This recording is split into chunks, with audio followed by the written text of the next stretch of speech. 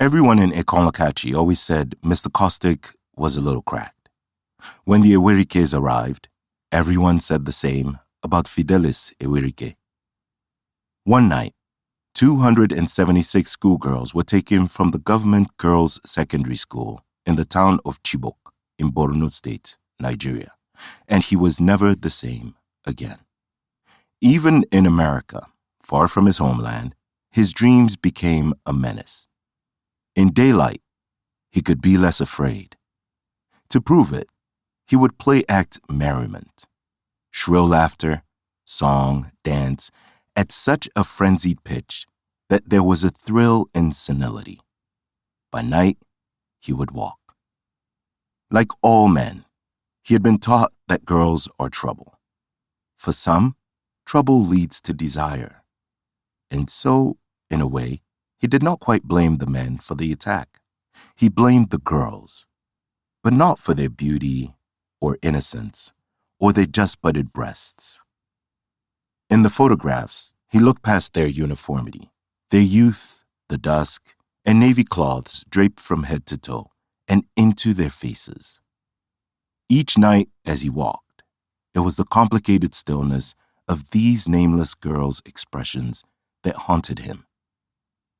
Looking at them, looking at him, in the photograph, on the television, on the websites, and, at last, in his nightmares, was like his past, his present, and his future had aligned.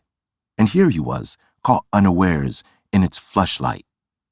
When she had first seen the girls in the news, his wife, Adodi, had wept, pulling their daughter, Amara, into her embrace.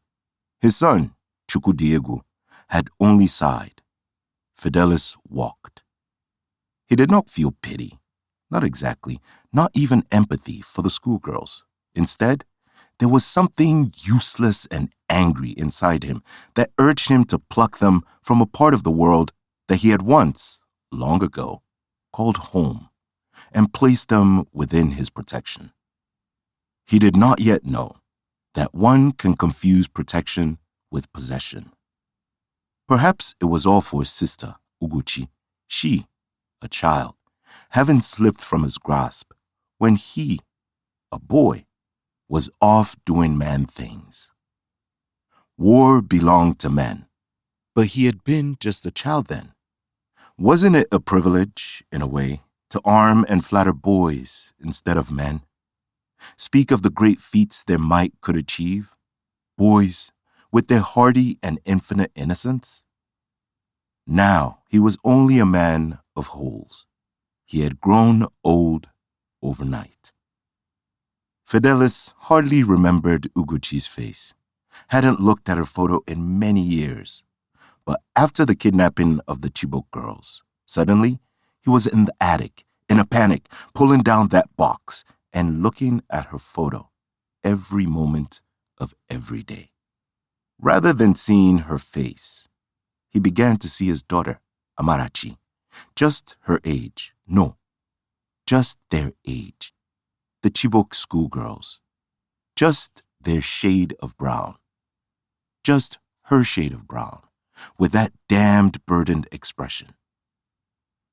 Despite her aversion to him and her teenage affection for her mother, as of late, he had always found Amara wholesome, complete, even endearing. No, she did not adore him. But then, for a man whose first child had been born after 40, to desire such a thing would only be vanity. On the whole, he had always found his daughter competent and unobjectionable. She talked back, but only under her breath, and mostly when his back was turned. She kept high marks in the subjects that mattered. She was modest, but not too modest as to be misused. She was also content, but not so easily contented as to be duped. She was tender, not so brash as other girls, nor would she be bullied or bent. But, he cautioned himself, she was inflexible. When pushed or pulled, something so unyielding was bound to break.